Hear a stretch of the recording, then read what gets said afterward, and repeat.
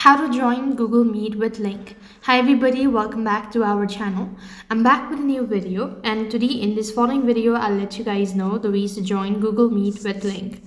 To do this or to actually join the meeting, you need to first of all install Google Meet in your device. So for that, head over to your Play Store, and on the search box you want to type in Google Meet. When you actually have the application, now click the open button, and after which what you want to do is open up the chat where you actually received the link.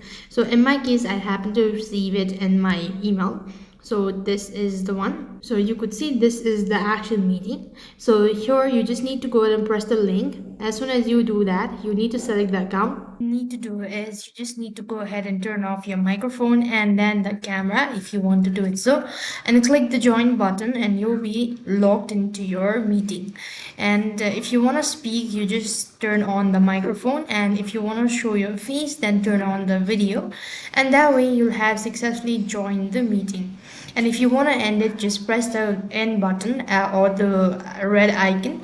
That's gonna end the call. That's all for this video. I hope the video was helpful.